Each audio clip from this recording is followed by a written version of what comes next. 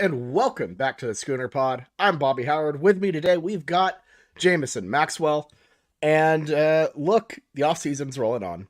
And as it has been every single December, since the portals existed, things have been absolute madness. We've touched on it a little bit last week, last Wednesday with Dylan Gabriel hitting the portal. But Jamison, you're in. And as people who know, we know you're the Cruton guy, you're the portal guy, and look, it's a bit of a madhouse right now. We've kind of got our exits out. Now we're looking at who is entering Norman, who's looking at coming to Norman, and let's talk a little bit about the realistic prospects, some other people on your wish list, and really just the whole scope of things right now for the Sooners. Yeah, whenever you talk about the transfer portal and wish list, every single Oklahoma fan is going to talk about defensive linemen. But let's just talk about the guys that we've gotten so far. We've already gotten two. And it feels so early. It is December 10th, and we've already gotten two guys from the transfer portal. But everyone's hopping in the boat quick. And I feel like not enough people are talking about getting a guy like Spencer Brown from Michigan State. And I feel like losing Tyler Guyton, we kind of brushed it off because, Jacob Sexton's been playing really good on that right tackle side. He's going to move over to left. This is not a permanent decision for him to stay at right tackle. So that right tackle is wide open. Having a 2-year starter from Michigan State, a guy that Bill Beatenbow liked in high school, I think is a really, really good get. It's just not this big time sexy name that everyone knows about, but this is a really good move and people need to talk about it more.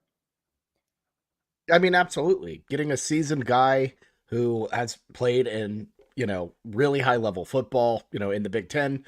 That's a pretty big move. I think that's something to be very excited about.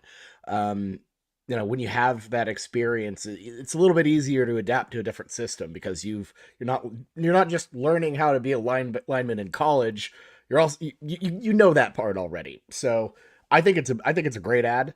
Like you said, not super sexy. Michigan State was horrible this year, but that's a really solid bit of a really solid addition to Bill Beatenbow's O-line for sure. And I think right tackle is kind of a hard position to get a young guy with years of eligibility left in the transfer portal, because if you think of guys that have experience early on in their offensive line, career, if they're at a smaller school and they were a badass tackle, they're probably playing left tackle because they're putting their best player at left. If that guy is that talented to start that young, you put him on the left side. Like we saw it a little bit with Caden Green whenever he's starting off at tackle at the beginning of the year. You put him on the left because you see a future in them to be, an NFL type of guy. You don't get a lot of guys that played early and often as a right tackle. And I feel like that's just kind of a rare combination that you don't see much. Yeah, it's just a very weird. You don't find that in the portal often, honestly. A lot of situations you have guys who, just didn't work out in their situation or, like for example, with OU, Savion Byrd leaving, that type of guys who you get in the O-line. It's never someone who's accomplished, who's played a lot. So a really unique, really good find there for OU. Yeah, Tyler Guyton was like a transition tight end, a project that turned into something really, really good. Like awesome. And he's going to test so well at the NFL draft combine. And we knew it from the beginning whenever we took him, like this guy is going to athletically test amazing. And he turned into a pretty solid, offensive tackle for us, aside for some penalties this year. Like in terms of consistency, he was right up there. Right. And consistency is really what you're looking for on the line anyways, mistakes that happens regardless, especially at the college level. But, I thought he served OU very well. He was a solid player for sure. Definitely a bit of a loss, but I think overall having guys go to the league, that's exactly what you want. Obviously. Yeah. And Andrew Raym, did Andrew Raym just absolutely surprise you? I mean, I knew rumblings about that, but I was like, come on, this guy's a smart kid. Is he actually going to do this? Like, what kind of grade is he getting in the NFL draft? Or did he really want to get out that bad? Like his play this year, I just don't see, like at the beginning of the season, some people are like, oh, this guy could put some things together and have like a decent season where he could be a day two guy.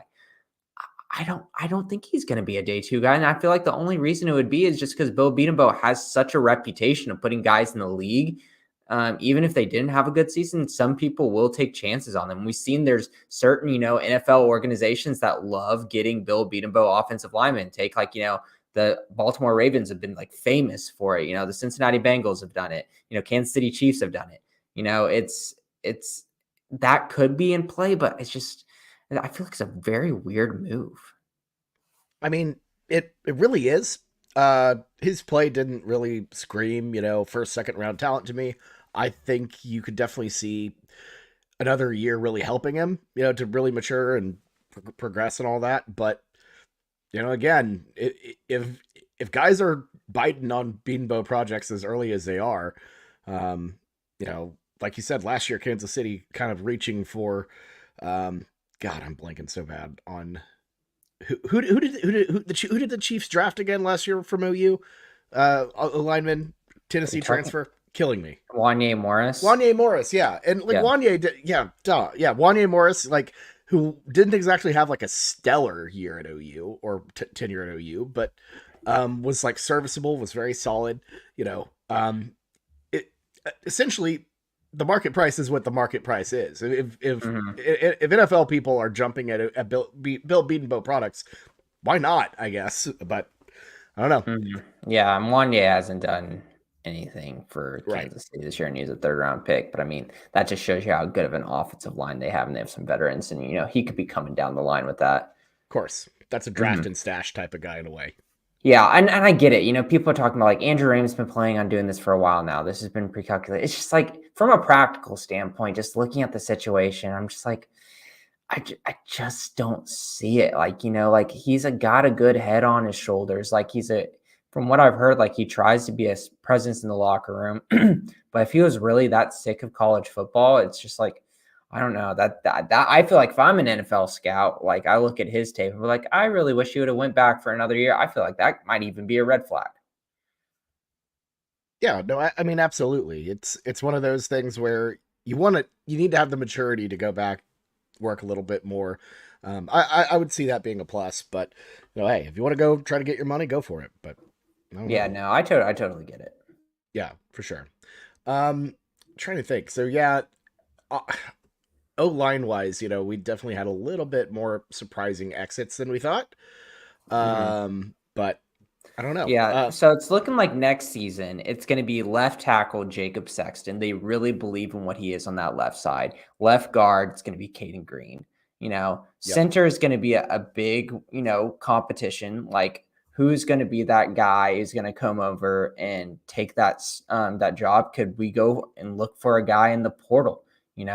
I haven't really been convinced at all with any of our guys that we have currently in our room that we had.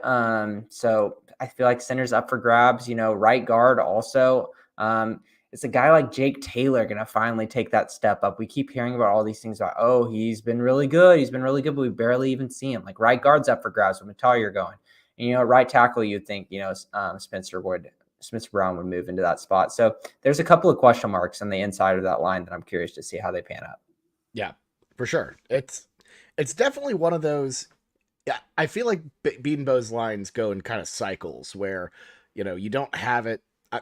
You have a couple guys who are solid, and then the other half of the line is like a mystery. And this feels like one of those cases this year where it's a bit of a refresh. Obviously, Caden Green and Sexton seem like they're going to be, stalwarts at their positions. But I don't know. It feels like a pretty solid, pretty big reset year for that position group. Yeah, and you'd think Caleb Schaefer's probably kind of slotted in to take one of those positions, either the center or the guard. But there's absolutely going to be competition at that position.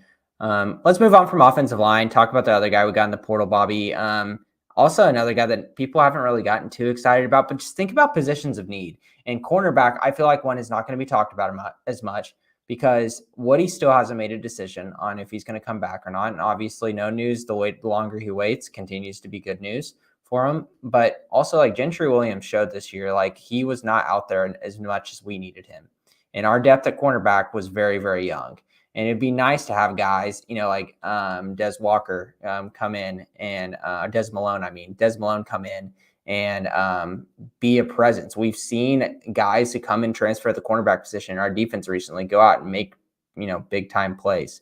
Kanai Walker, whenever he came in early, like he showed some things. He just didn't stick with it and didn't get the consistency. But like, cornerback is absolutely open in terms of depth. We get a lot of rotations there. And I think like the way that Dez plays and the way his tape is, that's the type of guy that you want at Oklahoma. He's physical. He's got a good body. He can go out there and make plays. Yeah, for sure. Malone is absolutely a very exciting prospect to me. I know he is, a Mountain West guy, San Diego State. If you listen to the weekend spread, you hear that school gets slandered almost on a weekly basis from our colleague Boaton Blake. But I mean, just looking at the stats, what he's done, he has been a very very solid, incredible defender for him. He doesn't get scored on often. I'll put it that way. Not only that, but he is a little bit more mature. He still has 2 years of eligibility, but I believe his class was 2022 or 2020, so he's been in and around college football for quite a while. So I think that's a really good, exciting piece that adds a lot of experience there, albeit not at exactly the highest level of college football. Mm-hmm. And I mean, other positions that we're looking at in the portal, everyone's going to want to try to get a defensive lineman, but that's just like a transfer portal defensive line. It's like we got spoiled last year with getting DeJoun Terry, and like the guy obviously didn't produce to the level some people were hyping him up to be. Same thing whenever you look at Deshaun McCullough, like these type of big physical press, like presences on the defensive line / linebacker that McCullough was, are very, very hard to get. And we really need that as a team. We said it every single episode this year that getting good defensive line burst and getting pressure on the quarterback was this thing that was missing. And Brent Venables' defense, you need to get pressure on the quarterback whenever you play zone. And we had none from our defensive line the whole year. And everyone's going to be looking big ol' eyeballs at Princely Umanmielen. I feel like I used to say that exactly like that whenever he was getting recruited. And I'm going to continue to say it like that because I don't really remember the correct way to pronounce it. But in terms of a pass rusher with SEC presence, he's the guy. And that's the guy that every OU fan should be looking at. He's already has an extreme connection with Oklahoma. Like we thought that we were a big player in his recruitment coming through. And then he ended up going to Florida, and he's kind of convinced through the Dan Mullen scheme, a lot of Dan Mullen weird recruiting Or stories. Napier, I guess. Yeah. But it's like, it's kind of weird. I guess, Chris McClellan too, also Florida. Just kind of some weird Florida hits from the Oklahoma, Texas area. But Princely will be such a big guy if we can get him. And it seems like I read somewhere or heard somewhere, I forget where it was, that it's like he's just trying to make sure, the way he said it kind of scared me, that OU will have a good transition to the SEC. Like can they actually, this defense, play with the big dogs? And it kind of irked me a little bit. Like if he's already, questioning, Oklahoma's ability to transition defensively to the SEC, is he still stuck in that kind of old mindset of what Oklahoma's defense is? Because yes, obviously we have a lot of work left to do, but what we used to be under Lincoln Riley is probably what he's still thinking. Well, and the year-to-year improvement too was massive. Even in Venables' first year, from that to this, it's the leap is there. It's just a matter of personnel, I think, with a lot of it. Personnel issues that would be resolved by Princely coming to OU, which would be very nice. This is a system that really needs strong edge rushers to really, like you said, ramp up that pressure. And Princely, that would be a pretty dang good fit. Obviously McClellan as well, getting brought up, different type of lineman or D lineman for sure. He is a Tulsa guy. Has South Tulsa or North Tulsa in his bio, I believe. So that could be a pretty strong push to return there. Obviously Tulsa looking a lot. There's a better relationship with Tulsa now than when he was being recruited. So that is a position I think that OU fans can have a little bit of optimism on. But yeah, Princely, I mean, that would be a big win. That would be a big win. Yeah, I'm programming now. I was thinking of Troy Everett instead of Caleb Schaefer, both the transfer offensive linemen earlier, because Caleb Schaefer's out of any kind of eligibility. So I was thinking of Troy Everett there in terms of the center and guard competition for next Yeah, year. Troy Um, Everett. I'll put it this way for Everett. Like he kind of has to play center because of his size. yeah, He is so unique that it's like if you put him, especially in the SEC, if you put him elsewhere, it just doesn't quite work. But at the center role, that's a position that can really help him out, or that his yeah. size can not be as much of a hindrance. Yeah. Okay. Just had to say that because I knew I was trying to think of like the guy's name and I was sitting there, I was like, who the hell am I trying to think of? And I just completely brain farted. And just like those two guys, the way that they played this year, I just was easy to kind of mix them up. But, going back to Princely, like this was a guy, was a starter for Florida this year. He had 11 and a half tackles for loss, 7 sacks. And, he can look at, what Rondell Bothroyd is leaving and be like, oh, Rondell Bothroyd came through and, this slot is right here for the taking. And he already kind of holds him up into a superior thinking just by the comment I said earlier is OU ready for SEC? He already thinks that he plays with the big dogs. He can come in and he can be the pass rusher on the outside with Ethan Downs on the other side, what that we'd really, really, really need.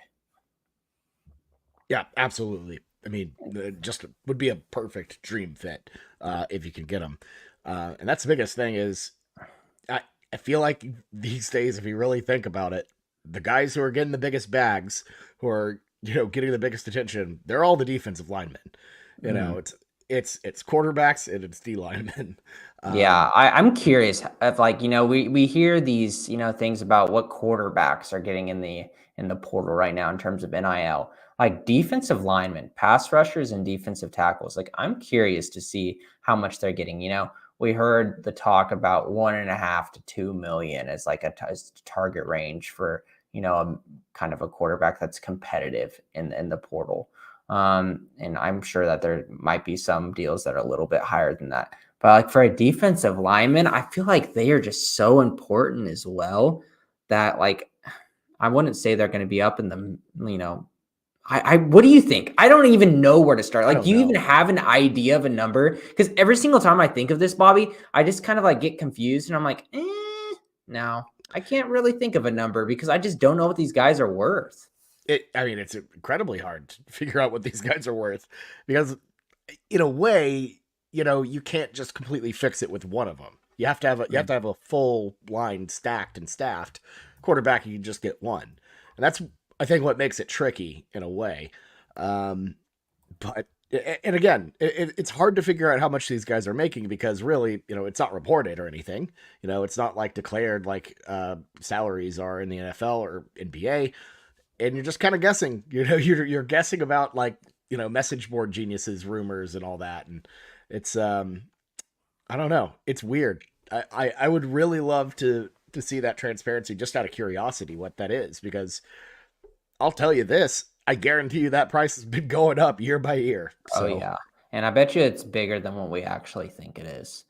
oh And yeah. the thing is, like, it's different though because like different colleges do different deals. Where there's some colleges that like kind of once you get here will give you the money like throughout the years, and then like Texas A&M, as they're very famous for, is we throw money at you right up front to get you in the door, and then you can hit the transfer portal a year or two later. Like, That's right. Walter Walter Nolan. Nolan and LT Overton and all those guys are getting double money right now because they're just playing around. It's kind of ridiculous, but at the same time, like why not? Why not do that? Abuse the system. Texas A&M it has paid a lot of money to a lot of people for to just not do anything, which is kind of funny. Mm. Either it's paying players early because you want them to come there and then they leave anyways, or paying Jimbo Fisher to not be there. So Mhm. I I don't mean, know. here's the thing: like Texas A&M, if you got the money to pay them up front, it's worth the risk. Like they've Yeah, made what they've done, and we like to clown Texas A&M a lot as Oklahoma fans. But what they did with that program in terms of their boosters and money completely shifted what Texas A&M's view was. They had the Johnny football times, and obviously that was like a great mixture of combination of getting a guy that, was a small town Texas kid, and it kind of just a perfect little combination. But in terms of their competitiveness in the recruiting sphere, they were on the forefront of paying, players out front, and they took big time risk doing it. It didn't pan out for them. But those are the type of things in college football that you have to do if you are a program like Texas A&M and you're struggling in the SEC behind, the Georgias and Alabamas. Go out there and throw some money out and be different. And it could have worked. The problem was a lot of the guys that they got, their characters were probably a little bit in question because they were coming maybe more for the money rather than the culture itself. And that's where things crumbled. But it was worth the risk. So, I mean, like, I applaud Texas A&M for their shots and what they've done recently in terms of their NIL. But they really need to focus a little bit more on culture now that they've got a new head coach. Right. It didn't. The Fisher era didn't fail at A&M because of the recruiting. That's for damn sure. It was coaching, and incredibly poor coaching fit, I think, instantly. And Jimbo's a guy who just didn't adapt. But anyways, not an A&M show. Even though we do love to talk to kind of clown on him a little bit there, but I don't know. Okay, so we talked about D-line. Any other prospects that you have an eye on? Yeah, Chris McClellan, we kind of talked about, a guy from Owasso. Like, the funny part is, it's really fun whenever it's the transfer portal and it's these guys' names that you used to have heard back in the day. And you're like, oh, this is so nice. Like, bringing up these old names that, we got second place or we got third place in their recruitment. It's a really big bummer. And like, I really wish that we would have got them in our team. Like, what could have been? Like, looking at Princely stats, like, what could he have been in this team? It's fun like that. Chris McClellan is an Oklahoma guy, like, he's going to come visit. We'll see how things go. I'm really excited to see. He's not going to be, he was the type of guy in high school where his stock was a little bit lower at Owasso, and then it skyrocketed in the rankings and everyone went crazy for him. But he's not going to be an immediate impact type of guy. But, like, look at a guy like what Jacob Lacey did this year as a transfer for us. Guys on the defensive line that can come in and just make a couple of big plays are extremely valuable. And Chris McClellan, has got a lot of physical tools, and it'd be fun to get an Oklahoma guy back home. Yeah, no, I mean, absolutely. The Oklahoma aspect is something that is exciting, and it has been, real big overall, and which is great because next year's class is going to be just as good as any Oklahoma class has ever been. So continuing to shore that up is really definitely something that we're obviously all about. Mm-hmm. Yeah. And so I feel like that's the majority of names that are people talking right now. And there's going to be a lot more that come throughout this period. Andrew Makuba as well, I feel like is probably the biggest other name. Just this is like a lot of defensive talk because the big names are really on defense. We'll find some offensive guys here because we're absolutely going to need some like a wide receiver and a running back, and absolutely a running back for sure. But Andrew Makuba, another guy that we thought was all for Oklahoma back in the day. He was Latrell McCutcheon's best friend. Remember, they were supposed to be a package deal, this whole thing. And Andrew Makuba and Latrell were going to come in, and it was going to be so great. And we got Latrell. We offer Makuba, and then all of a sudden, we didn't hear anything about it after he had a visit and he offered. It was the weirdest thing. And a lot of message board people were pissed. Like, why would we just bring him in and offer him and then just ghost him? Goes out, turns into, All-American freshman All-American, and played a great year at Clemson and loved Brent Venables. The mixture of his Oklahoma past and Brent Venables, the guy probably, I think there are rumors that he wanted to transfer to Oklahoma last year. So this will be a guy that a lot of people want, and hopefully we can be a big time player for coming up this transfer portal season. Yeah, I mean, absolutely. I mean, would love that. I think there's definitely a pretty solid chance that he could come to OU given the Venables, relationship and, previously being at OU, even though it didn't work out there, obviously significantly different program now than it was in the Lincoln era. Any ill will there, look at just listen to Trace Ford hearing about his experience with the new OU versus the old one. It's night and day. So if there was any ill will there, hopefully it's gone. But no, I mean he would be a big one. I believe Texas is also in on that. So Mhm. Massive recruiting battle there, depending on if we can get him over to our side or not. We'll see. But obviously, getting a Clemson guy, that'd be pretty big. Yeah, and then like some other names, and I'm not gonna name everything, but just some names that I've seen. Samuel Martin is a running back from UT Martin, like smaller school that we offered. That he posted on his Twitter. They offered. We also offered South Carolina running back as well in the portal. And then Chris Paul Jr., the linebacker, we offered, but he is already going elsewhere. But the South Carolina's guy's name is Mario Anderson. So just you can tell that we're looking at running backs right now, but there will continue to be more options throughout this portal season. Like if you think about it, it's not all or nothing right now. Like we don't have to, scramble. Like think about the guys that we got in the transfer portal just in the spring last year. I already mentioned DeJoun Terry earlier in this podcast episode. Like he came late, like pretty damn late. Like we can get guys in this class, in the second transfer window rather than having to be like, oh, we need to fill them now.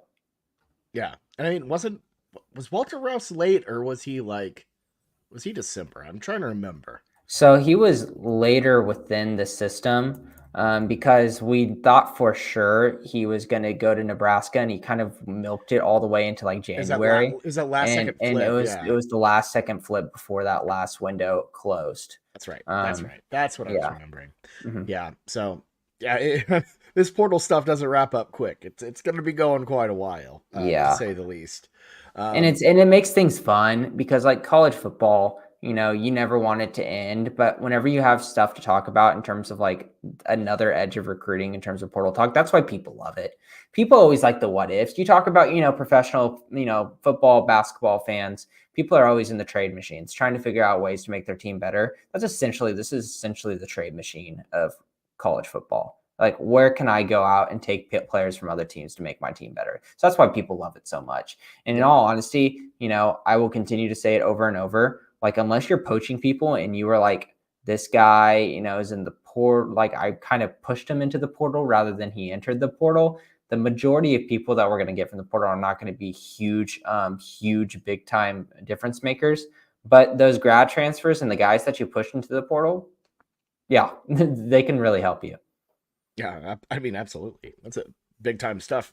Especially the more mature guys. As you enter the SEC, that's exactly what you want.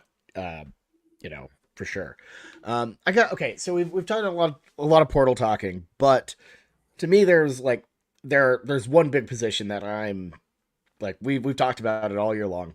We need to shore up the tight end room. Um, Yes. we Jalen Conyers, come back, baby. didn't Come back, Conyers. I Jalen think Conyers. Conyers went somewhere already. Did Or he am really? I wrong on that? I I haven't even paid attention to it. To be honest with you. Is he already gone? Oh Con, no. I'm pretty sure. The Yeah, I'm pretty Texas sure Tech? Conyers. And it was Yeah, that's earlier right. today. I've been That's working right. all day. So, oh my Yeah, God.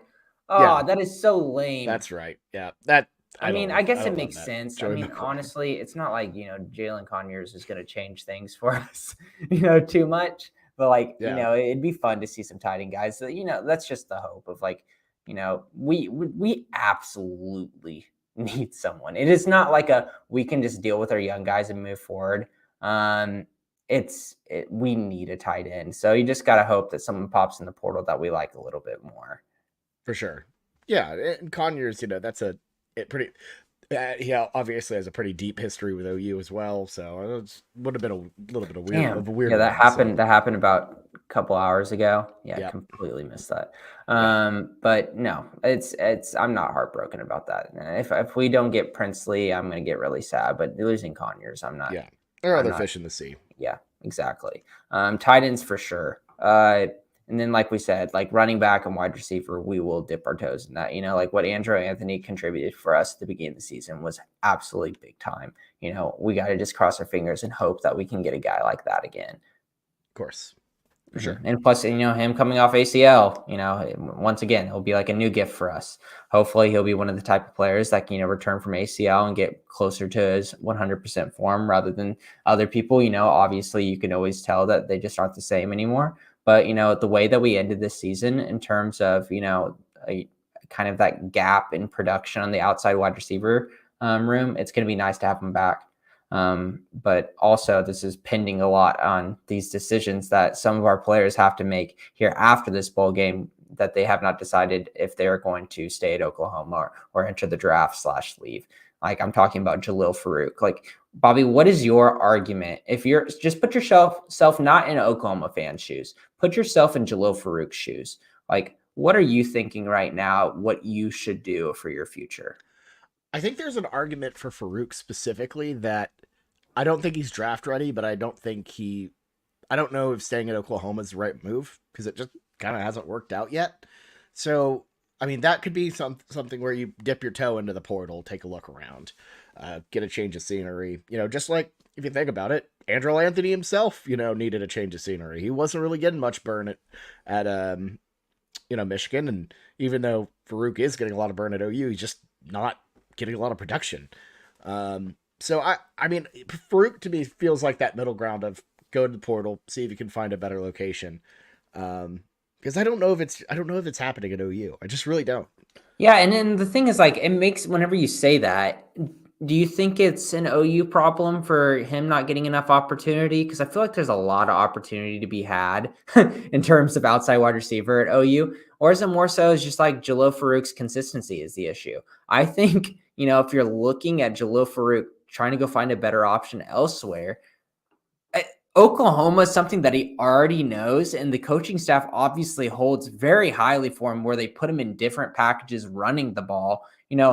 If you could just go in the offseason and really work on yourself, like this guy could be a guy who could step his game to the next level. Obviously, that's a big if, but like Oklahoma has a huge gap already, even with him here at the outside wide receiving room.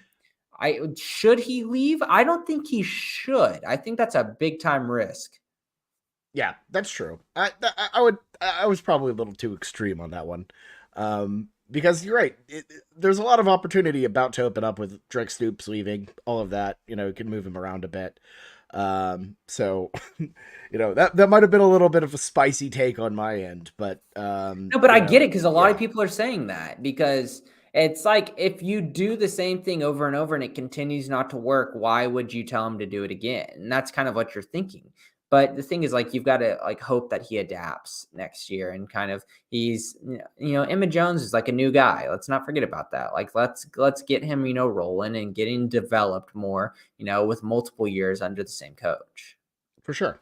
Yeah, because that has been a really tumultuous situation for him. In terms of his coaching situation at OU. I mean, going from year one you lose Lincoln, year two Cale Gundy, leaves before the season, and then there just hasn't been like any stability really on that. So I get it. I get it. And he came to OU thinking like Caleb Williams was his best buddy. Like he's had a lot of overturn.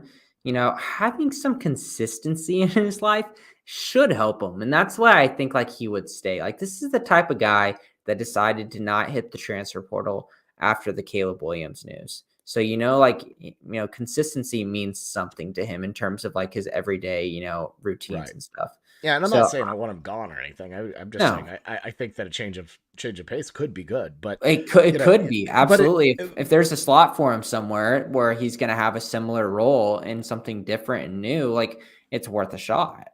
Yeah, for sure. And and not only that, I think he gets a lot of credit for sticking it out. In this era, it's easy to leave. It's easy to kind of mix it up, and sometimes guys, leave and it doesn't work. So, I could be totally wrong on that, but we'll see how it goes.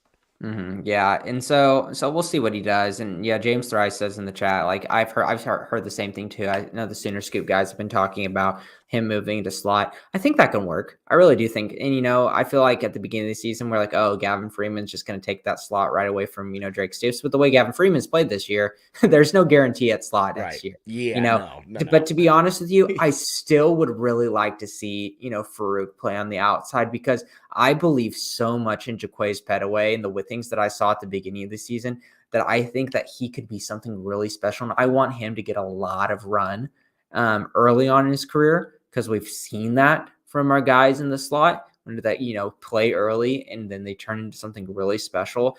I just really want more snaps for Petaway, and Petaway can play outside, but he's a true slot guy comparative to Farouk can be a Swiss Army knife. For sure. I would agree with that. Petway is really just like that prototypical type of slot dude. And, He's so that's quick. so quick. I wanted to see more of him. Like Yeah, we didn't have any quickness in our wide receiver room this year. It was one of our biggest faults. That's why we threw to Drake Stoops all the time, because he was the quick guy who could get off the line of scrimmage. In this offense, obviously it's going to be a new offensive coordinator and play caller this year, but still the same base type of offense. You got to get open quick because it's only so many reads that we go through. And Jaquace Petaway could have been a type of guy that could have gotten open earlier. He would have looked really good on some jet sweeps. I tell you what. Oh Jamison. my God, would he? He would have looked gorgeous on some just jet sweeps. Close your eyes, Bobby. Just close your eyes with me right now, and just imagine Jaquace Petaway coming through in that jet sweep and getting smashed. Gain of 2 on 3rd and 7. 2. Perfect. Oh, on 3rd and 7. Yeah, gain of 2 on 3rd and 7. I can picture it right now. I don't know. We don't know whether or not Seth Luttrell, is pro jet sweep or not. Hopefully, he's not. Yeah, because totally. That was hard times, man.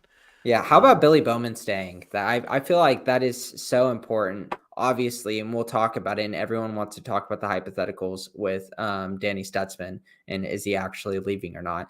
But even if Danny Stutzman were to leave, having Billy stay, we are looking at those two guys. If we could have kept one of the two of them, we thought it was going to be Billy leaving and Danny staying. But keeping one of the two of them is so big. We need big time leaders with big time personalities moving into the SEC for our defense. And having Billy on the back end of things is so, so important, not just for his skill, but for his leadership and what he brings to this team. I mean, absolutely. I mean, either of them we're going to hurt for sure. Mm-hmm. And Danny Stutzman, obviously fan favorite, massive player, probably our best player this season overall, I would say. Tapered off at the end a bit, but for a period of time, he was playing like a butt kiss type of guy. Losing him sucks, but I feel like we kind of have built up some linebacker depth where you can, try to build up a Kip Lewis a little bit more. And, there is stuff there. I don't quite see that with Bowman. I don't think you can slot in and replace what Bowman does as much. Not to say you could replace Danny Stutzman in that same way, but I don't know. Bowman is such a game changer. What he's done this season, obviously with the pick sixes, he's an impressive player. Yeah, he won us games this year. Yeah, no, and him staying, coming back, again, probably got robbed of a Jim Thorpe, invite, for the final 3. Yeah, that didn't make any sense. And just looking at stats, it made no sense. Yeah, first team All-American and a couple lists I've seen. So yeah, that big time season. So to come back, you have to be thinking that they're telling him he might have a chance to get some first round draft grades next year, something like that. Yeah, obviously these position awards, how much do I take them into account? Really nothing, because these voters aren't paying attention of the best safeties across America and the best cornerbacks across America, unless it's a really obvious one. You look at last year with Hodgins Tomlinson, he had the name. That's really what it was. He played good, but he had a lot of deficiencies in his game. He had the name. But then there's years, like Sauce Gardner. Sauce Gardner makes sense. That guy is just an absolute, beast. I think he won it 2 years ago. Yeah. I'm just assuming so. But those are obvious guys. We don't have a guy like that this year in college football that I think, people talked about Kool-Aid McKinstry behind him being that guy, but obviously he showed some things this year where he isn't a Sauce Gardner or, what Derek Stingley was type of guy. Yeah. So it makes sense, but Billy's, got some vengeance and obviously he's got a lot of, connections to the university with his, with Jada Coleman and his sister and everything. So it makes sense. Yeah, that is, he's proven himself. And I can't remember who, I think it was Jada, who retweeted the thing where that Venable said after Jada Coleman's rob in one of the Women's College World Series or something. Venable said something oh yeah, Billy needs to get more hops like that. And ever since then, he's been a man possessed. He's been incredible ever since getting called out on on Twitter by Brent in a little joking way. Mm-hmm. Yeah, it's pretty funny. Yeah. But everyone wants to talk about Danny and what's going on. And to be honest with you, like, what is your read on this Danny Stutzman thing? Like, we hear the Sooner scoop, report of him leaving, but he never actually formally said it himself. And Hmm. Sooner scoop's got a good, barometer on what's going on. Is this a regret thing and he's changing his mind, or what do you think's going on? It's very weird, to say the least, because I mean, I don't doubt Scoop and their reporting. I think they're top notch, best of the best, and that sort of stuff. They have a really good finger on their pulse, and they wouldn't have said that if they didn't truly believe it. I really do believe that. That being said, uh, maybe it's a cold feet thing. Maybe it's a let's wait and see, type of thing. Let's have this, play on a little bit longer so he kind of gets his moment. That's one thing you definitely have to balance journalistically is, breaking news versus letting players have their moment. That's a kind of a tough line to walk there. I personally don't love it. But no, I think Stutzman's probably going pro. And I get it. It's a physical game, and he's been beat up in the past, and you know, if you got a good grade, then yeah, go for it. And that's exactly, I don't see exits in the NFL as an overall bad thing, all things considered, because Brent Venables could say, look, I came in and this guy was a little like class clown, and now he's a NFL linebacker. That right there sells is just perfect like recruiting right there of what you can do. Um, but yeah, I'm probably trending that he is probably gone. I do believe in that, but we'll see how it goes. Yeah, and I know there's a lot of, people saying like I'm starting to think that he's going to stay now. And I get it, but there has to be some way with confidence that Sooner Scoop would go out there and report that before Danny actually says it himself. Like you said, like these guys have been doing it for a little while other than, shoot, completely, just complete George. Other than Sawyer, yeah, George, George has been kind of, back into the game now. yeah, But George has done such a good job this year. Like, these guys know what they're doing, and they wouldn't just throw out that name without him announcing himself without like absolute confidence. So absolutely. yes, something has changed here. But whenever there was something that confident to begin with for Scoop to make that report, like, I just can't ignore that. And I obviously, the way this podcast has gone this past month, we're gonna say something on this, and then the next morning we're gonna get news that Danny Stutzman's returning, and I'm gonna look like a big old dum dum Oh because I've legitimately done that the past. Like, Dylan Gabriel, I pretty much said, oh, he has a concussion, no chance that he plays in the no, last game, and the dude's not even in the freaking protocol, which is absolutely bogus, by the way. I don't believe that one bit. That dude obviously had a concussion. But you know, there's something there, and I understand people are shifting, but it's really hard for me to get on that boat yet. I would love to be surprised by Danny, but it's just that report just is really, really sticking with me. yeah, no, I don't have a lot of confidence that it's wrong, but or that he's changed his mind. We'll see where it goes, but uh, yeah, I don't know. I think he's probably gone. Do you think do you think that's a position we should try to shore up a little bit more in the portal? And I guess really Nah. the answer is kind of yes across the board with anything. Not Like why really, not? though. But I don't think so because you just put in it's the Kobe and Kip era, and then Jaron Kanik if he can, like you'd think that that would be an open position battle in the offseason. You have three guys to fill two, so if we don't keep Danny, I don't think it's like the same thing that we have at the defensive end position or the quarterback position, where I'm like, I really, really feel like we need to get a guy because at the cornerback position, for example, we have young guys, that we think that are going to be special that are coming through. but they just didn't get the same amount of snaps that those inside linebackers got. The way that Kip played at the end of the year and Kanik, played at the beginning of the year, and then kind of sometimes at the end of the year whenever he got mad for getting benched, and the way Kobe played, like those are tangible things. While on the other hand, like Josiah Wagner at the quarterback position, we heard all these great things about him, but how much run did he get? Not that much to begin with. So I feel like we'll be good either way at the linebacker position. For sure. And, more snaps, definitely not a bad thing. And, an off season to, another off season with Schmitty, more focus on, we have a lot of time to figure this thing out.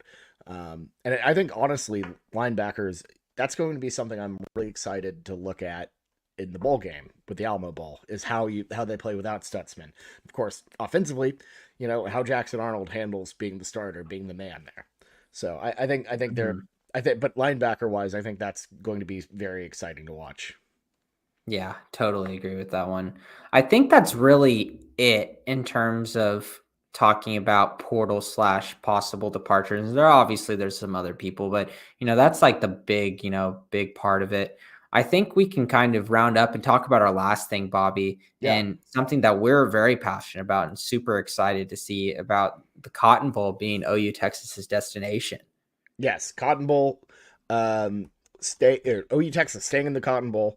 Just signed an agreement with the city of Dallas to extend it past, I believe, 2036. So that'll put us at over 100 consecutive years, whenever that gets to that point. And it also includes a lot of renovations. I believe $140 million in Cotton Bowl renovations. Don't change my Cotton Bowl. I want it to be, poor. I want the Cotton Bowl. You'd walk in there and be like, damn, when was the last time they renovated this? That's just part of the, the appeal of going to the Cotton Bowl. Am I wrong for saying that?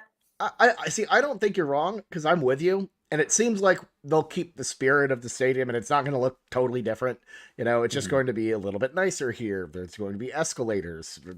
But let's be honest, Jamison. I don't think there's any way you can prevent a horde of dead crickets in the upper deck. The Cotton Bowl will find a way to Cotton Bowl. Life finds a way, which is exactly what happened to me this year, by the way. Just covered in dead crickets everywhere. And didn't you really enjoy it? Oh, it's awesome. Yeah. No, I saw the crickets and I chuckled and had a great day. I didn't care about it, Mm-hmm.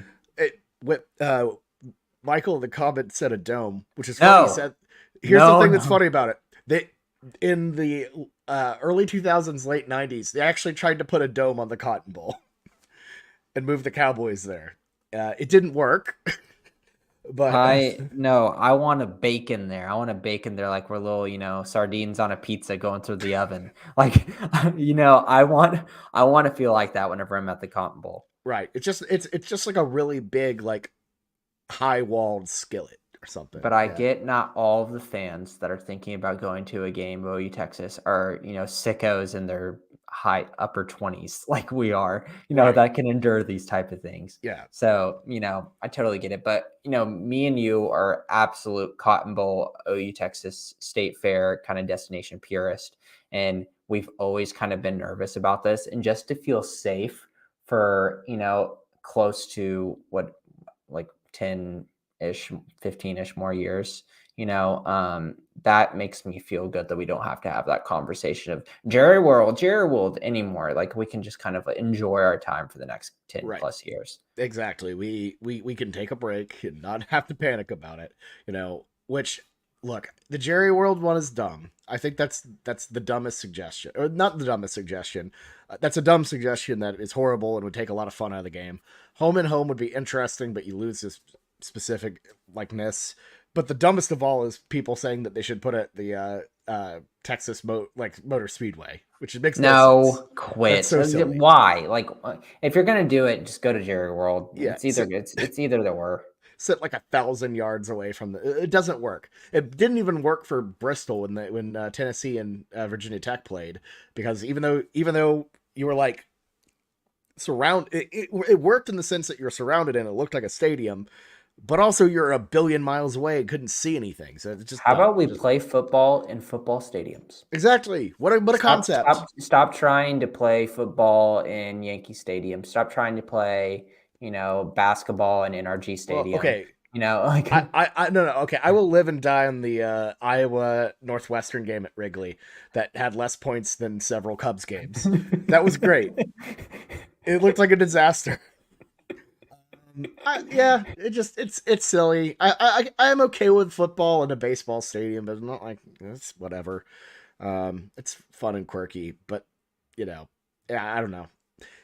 Very weird stuff. Got to touch on the OU basketball team, Jameson, of as course we well. do. Undefeated, 9-0 for the first time since Buddy Hield's year. How you feeling about the Sooners? Like, what a crazy flip that Porter Moser pulled off. I know everyone said this, but it's just because I'm enjoying this. Not because obviously it's fun to win, but it's just a fun team to watch. Like some of our past teams, the past, just like Tanner Groves shooting top of the key 3-pointers, just like would just take a little part out of my soul every single time I saw it. Like this team is a lot more fun. Like the way that JV McCollum plays is so much fun. Like he's so shifty. He's a playmaker. He's got a great handle. CJ McCollum calling him out on Twitter. OU getting a little bit of national attention. This team is so much fun. There's some guys on this team that like slowly I'm starting to like really like that I feel like people don't talk about it much. Who is a guy that I really, really like? I Who? love Rivaldo Suarez, number 5. He is so fun. He's so fun. Like his athleticism, like these 6'6" athletes that we got. Our team, obviously Jalen Moore didn't have the best game last time, but like that kind of body type with that kind of athleticism is so fun. Obviously Otega Owe as Mm-hmm. well. Yeah, 6'5" plus athletes going out there and running and playing fast basketball.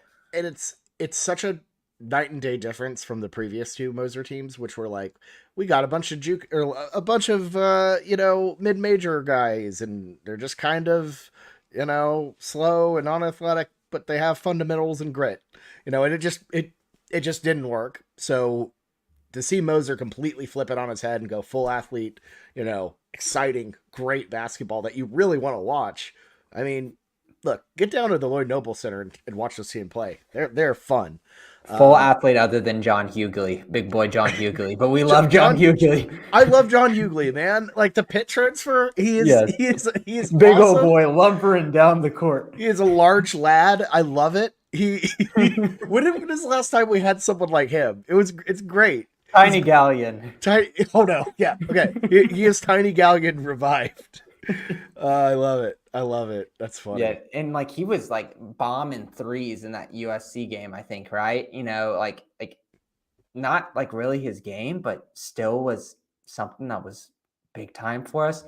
Like it's a really fun team to watch, and we have like so few guys that returned from last season, but the guys that are there are just slotting in perfectly as like kind of like role guys. Milos Uzan is so talented, but just the way he's such a smart basketball player that he's able to morph himself into a brand new team. And it looks like a seamless transition. And Owe is just like a firecracker, just like, like he's all over the court. He's just so fun to watch. And then do you see what Musselman said about Sam Godwin, like one of the best players in the country, about like doing the little things and all this stuff? I'm pretty sure that was Musselman who said it, because I remember scoffing, because anything that Musselman says is kind of weird.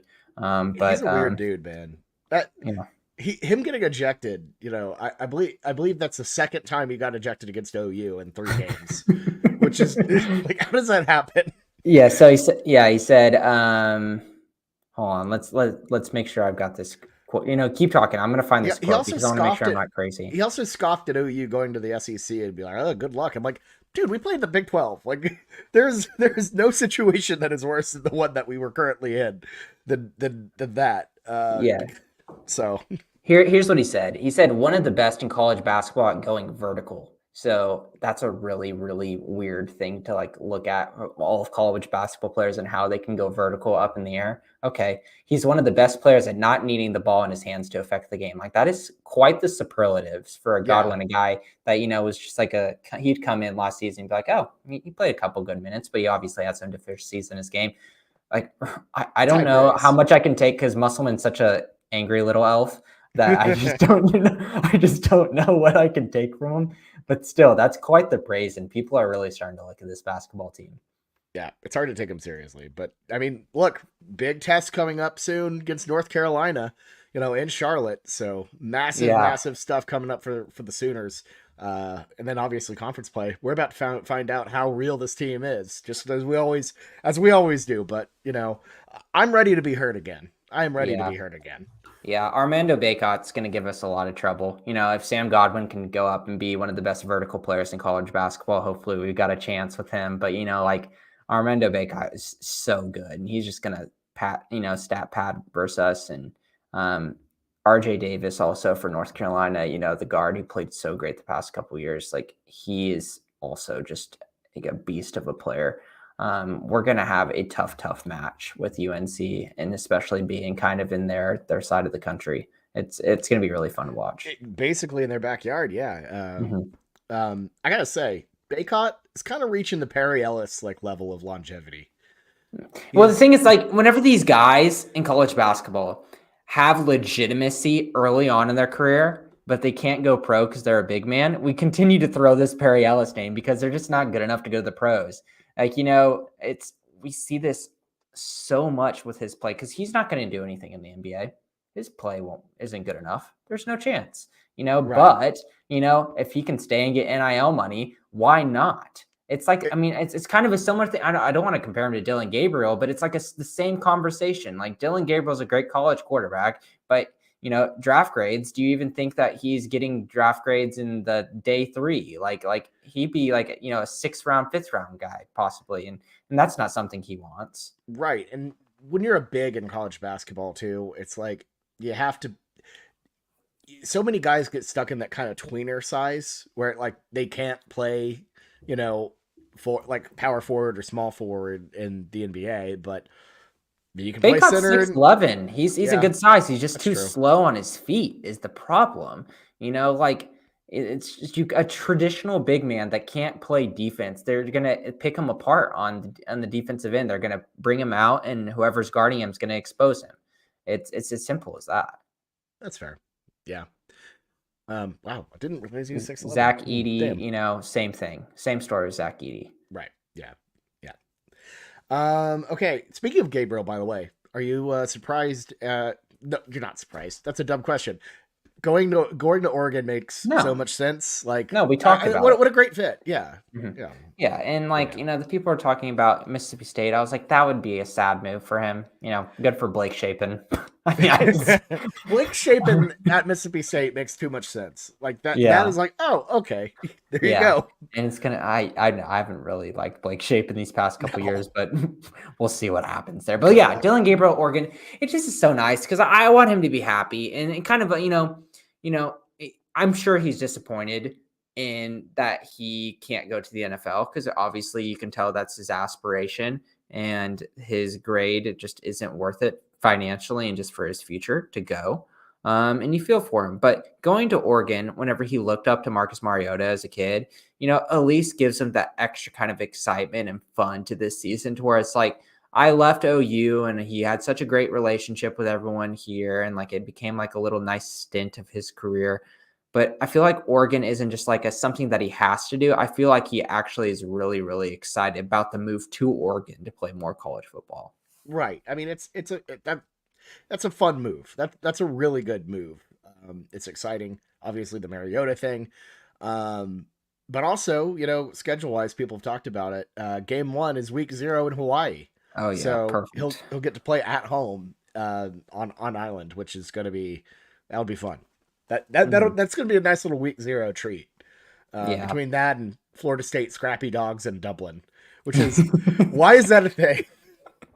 For people who don't know, Scrappy Dogs Georgia Tech. Georgia Tech. Yeah. Which makes no sense, but we continue to call them Scrappy Dogs. Yeah, no, because they're Yes, not scrappy like at all. nor dogs. Nor are they dogs. Their arch rival are dogs. Like it makes zero sense. Oh, but anyways, yeah, I think that's pretty much all we have for this show, Mhm. though. Just kind of getting through it. like a couple weeks before the Alamo Bowl. But making our first picks here on Wednesday, Jamison on the weekend spread. And Wednesday we have a special episode too. That is right. The SEC schedule getting revealed live on SEC Network. But the second the Sooners SEC slate is revealed, we will hop on here, go live, talk about our favorite games, where they're being played, when they're being played. It's going to be great. We already know a couple dates, but hey, I'm excited to see the full thing and start planning my fall around. That's exactly right. Fingers crossed. I'm just slating in some trips right now. So, you fall wedding people, don't even try me. Not this year. Not this year. Don't even try me. And you know who you are. Don't even try me. I have a group of friends who are doing who are going to Germany for Oktoberfest, and they're missing like the Tennessee game. And okay. I'm like, they're missing like the whole half of the season. I'm like, man, what are we doing here? Missing the Tennessee game, though, like in terms of games to miss, I see it because like we've already kind of seen Tennessee recently, so it's like not this brand new super fun thing. But at the same time, you don't want to miss any of the games in terms of this OU move to the SEC. But if you're talking about like the opponents that we have this year, Tennessee, I don't get as excited about just because of the recency. Because we just had them. I mean, I'm more excited about the road games than the home ones. Oh yeah, it's absolutely the road games. That's and for me, like I'm pretty close, comparative to like Oklahoma for some of these, because I'm actually in the East now. So Ashley and I, we are legitimately have had talks to go to all of the away games except for Missouri. Oh yeah. So this schedule release is big time for me. And I probably won't be able to go to them, but just like the thought of like going to Baton Rouge and going to the Grove, and then obviously, her stepmom is a huge Auburn fan. So it just makes so much sense. It's going to be such a fun season. It's going to be truly great. Can't wait for it. Off season's going to be fun too. A lot to talk about. So cool. Well, we will convene on Wednesday to talk more about the bowls, all of this. Live pod. What's that? Live pod too. Live pod, of course, will be live. Bowl Mania, by the way, it's going on. Make sure to sign up. We're going to put the link in the bio here, or link right here in the description. I keep forgetting to do that. But password, like the only way you can get the password is if you listen to the show. The password is Milady, Mlady, all lowercase. Tip my hat to you there. But yeah, only way to do that is to listen to the show. We'll be playing for an indeterminate amount of money that we have not decided yet. But it'll be free money. If you play in our Bowl Mania and you have the password, we're legitimately giving our money away with no bowl entry. This is not where you have to put up any of your money. We're just giving you a nice little treat. It'll be great. So make sure to sign up for that. Link will be in the description below here. And again, that password, Milady, M-Lady. So, which by the way, I guess the trophy actually is the golden fedora, whoever wins weekend spread, because Blake just went ahead and bought one. Yes. Well, congratulations, Blake. I need to see that on Wednesday. I know. We need to see that. We're, this weekend's going to be fun. We're going to Vegas for... longtime Schooner Pod listeners will remember old Ford Brannon, making a couple appearances on the show, his bachelor party. So, very excited about that. So, gonna get the some of the squad back together. But cool. All right. Well, that's all we have for today. We'll see you on Wednesday to make our picks and talk about the SEC schedule. Y'all have a great week, everyone, and Boomer Sooner.